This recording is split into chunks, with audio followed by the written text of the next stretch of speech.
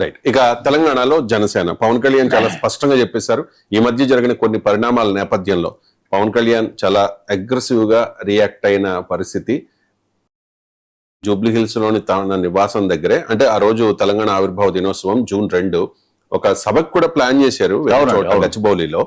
కానీ దానికి సభకు అనుమతి ఇవ్వలేదు వివిధ కారణాలతో. పవన్ కళ్యాణ్ ప్రెస్ మీట్ పెట్టారు, చాలా కరాఖండిగా చెప్పారు వచ్చే ఎన్నికల్లో జనసేన పోటీ చేస్తుంది, మేము పోటీ చేస్తాము, ఎవరి అయ్యా జాగీరు కాదు అని చెప్పేసి. ఆ తర్వాత wild reactions from Congress party చూసాం. తర్వాత బీఆర్ఎస్ కూడా ఆచితూచి స్పందించింది, బీజేపీ అయితే సపోర్ట్ చేసిన పరిస్థితి. కవిత విషయానికి వస్తే కవిత చాలా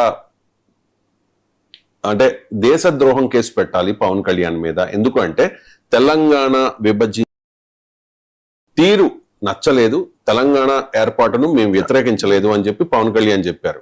కవిత ఏమంటూ ఉన్నారంటే తెలంగాణ వాదుల్ని మీరు ఉగ్రవాదులతో పోల్చారు, వేర్పాటువాదులతో పోల్చారు, కాబట్టి దేశద్రోహం కేసు పెట్టండి పవన్ కళ్యాణ్ మీద అని చెప్పేసి. దేశద్రోహం రాష్ట్ర విభజన అనేది కేంద్రం తీసుకున్న నిర్ణయం. కేంద్రం అప్పుడు ఉన్నటువంటి కేసీఆర్ గారు వీళ్ళందరూ ఉన్నారు, ఈ భౌగోళికంగా ఈ పరిస్థితులు అన్నారు. ఆ కమిషన్ దాన్ని విడగొట్టిందంటే ఒక రకంగా ఇక్కడ రెవెన్యూ ఎక్కువ శాతం ఉంది కానీ ఆంధ్రాలో చాలా తక్కువే. వీళ్ళ నిజంగా గర్వపడాలి. వీళ్ళకి రెడీమేడ్ షర్ట్ లాగా ఒకటి రెడీ చేసి ఇక్కడ పెట్టి వెళ్ళిపోయారు అందరూ. వీళ్ళు ఆ షర్ట్ వేసుకుంటున్నారు, బోళ్ళంత ఆదాయం జేబులో పెట్టుకుంటున్నారు. ఇది మెయిన్ అండి. ఇది ఆయన ఏమీ పవన్ కళ్యాణ్ గారు ఏమీ వేర్పాటువాదులు దేశద్రోహులు అని ఏమీ అనలేదు కానీ విభజించిన తీరుని క్వశ్చన్ చేశారు. విభజించిన తీరు కవిత పదే పదే పవన్ కళ్యాణ్ టార్గెట్ చేస్తున్నారు. ఇప్పుడు మైలేజ్ కండి, మైలేజ్ ఇప్పుడు నేను ఉన్నానండి, బయటకు వెళ్ళిపోయి పవన్ కళ్యాణ్ గారు అలా ఎలా అంటే నా మీద 10 ఛానల్స్ వస్తాయి. ఇప్పుడు అందులో పార్టీ అధ్యక్షురాలమే కాబట్టి ఇప్పుడు వాళ్ళ పార్టీలోనే మైనస్ ఉంది. టీఆర్ఎస్ అని అంటుంది, బీఆర్ఎస్ ఇక్కడ ఉంది కేసీఆర్ గారిది. చాలా మంది రూరల్లో మా ఇంటికాడ పనిచేసే వాళ్ళు కూడా అన్న టీఆర్ఎస్ కి రేపు వేస్తాం, కేసీఆర్ దే కదా పార్టీ అని అంటున్నారు అనమాట. అది క్లారిఫై చేసుకోమన్నాడు ముందు, ఇవన్నీ కాదు. Letters clarify their party TRS ఏంటి అనేది దాని మీద కూడా ఒక ఏదో నడుస్తుందండి ఎన్నికల దీంట్లో. సో నేను అనేది పవన్ కళ్యాణ్ గారు ఏం చెప్పారు, బహిరంగ సభ పెట్టుకుంటే మీకేంటి అభ్యంతరం. ఆమ్ ఆద్మీ పార్టీ ఆయనేమో పంజాబ్ వెళ్ళి పోటీ చేస్తే స్వాగతించారు. ఇప్పుడు ఇక్కడ మన ఎంఐఎం పార్టీ వెళ్ళి మహారాష్ట్రలో పోటీ చేస్తే స్వాగతించారు. మరి ఈ పార్టీ పెట్టినప్పుడు పెద్ద గొడవ లేదు. షర్మిల గారు పార్టీ పెట్టి వచ్చినప్పుడు పెద్ద గొడవలు గోళ్ళు ఇవన్నీ ధర్నాలు ఇవన్నీ చేశారు. అంటే కాగితం మీద మనోళ్ళు అయితే ఒకటి, బయట వాళ్ళు అయితే ఒకటి. ఇక్కడ తెలంగాణ వాదం అనేది ఏమి లేదండి. ఇక్కడ తెలంగాణ వాదం అంటే ఒకటే, మా షూటింగ్లో లైట్ బాయ్లు అందరూ పనిచేస్తూ తెలంగాణ పీపుల్ ఎక్కువ మంది ఉన్నారు. మునుపటికన్నా ఇప్పుడు ఎక్కువ మంది టెక్నీషియన్లు ఉన్నారు, మునుపటికన్నా ఇప్పుడు ఎక్కువ మంది హీరోలు ఉన్నారు.